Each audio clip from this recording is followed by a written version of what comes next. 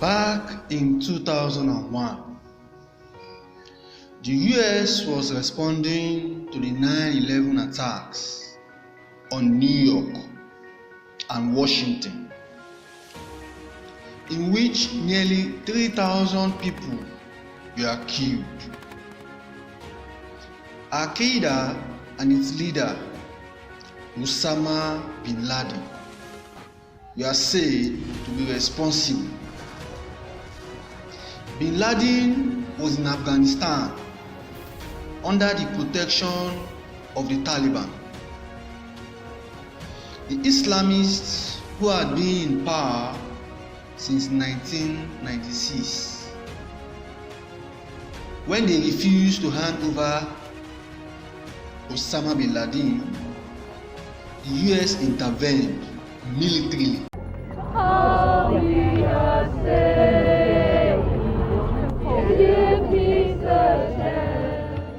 The Taliban regime is coming to an end. Militarily, quickly removing the Taliban and vowing to support democracy and eliminate the terrorist threats. However, the militants slipped away and later regrouped. NATO allies had joined the US and a new Afghan government took over in 2004. But deadly Taliban attacks continued. President Barack Obama's troop surge in 2009 helped push back the Taliban, but it was not long term. In 2014, at the end of what was the bloodiest year since 2001, NATO's international forces ended their combat mission, leaving responsibility for the security to the Afghan army. That gave the Taliban momentum and they seized more territory. Peace talk between the US and the Taliban started tentatively, with the Afghan government pretty much uninvolved, and the agreement on a withdrawal came in February 2020 in Qatar. The US-Taliban deal did not stop the Taliban attacks. Instead, they switched their focus on Afghan security forces and civilians and targeted assassinations. Their areas of control grew. Well, first of all, the mission hasn't failed yet. So the question now is, where do they go from here? That the jury is still out. But the likelihood there's going to be the Taliban overrunning everything and owning the whole country is highly unlikely. Afghanistan continues to be extremely difficult, getting more difficult, I would say.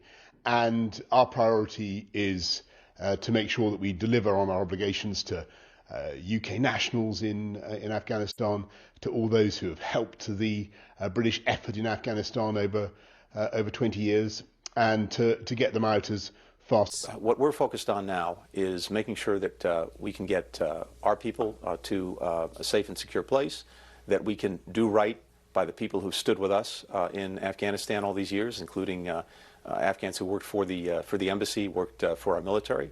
We have a massive effort underway to bring Afghans at risk out of the country, if that's what they so desire. What we're watching right now in Afghanistan is what happens when America withdraws from the world. So everybody who has been saying America needs to withdraw, America needs to retreat, we are getting a devastating, catastrophic, real-time lesson in what. How costly has the war been? In terms of life lost, it is obviously not easy to say exactly. Research by Brown University estimates losses in the Afghan security forces at 69,000 in the security forces of Afghan alone.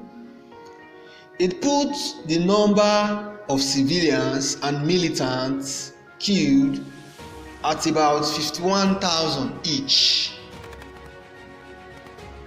More than 3,500 coalition soldiers have died since 2001. About 2/3 of them Americans. More than 20,000 US soldiers have been injured. According to the United Nations, Afghanistan has the 3rd largest displaced population in the world. Brown University research also put the US spending on the conflict, including military and reconstruction funds in both Afghan and Pakistan at $978 billion, that is 706 billion euro, up to 2020. Taliban officials insist that they will fully adhere to the deal and prevent any group from using Afghan soil as a base for attacks against the United States and its allies. They say they aim only to implement an Islamic government and will not pose a threat to any other country. Now they have taken over Kabul down to the presidential palace. The Afghans are now in control. From inside the presidential palace, what you are looking at right now is Taliban fighters inside the presidential palace. This is these pictures exclusive on Al Jazeera. We've been watching them for a few moments now, milling around the lush environs of the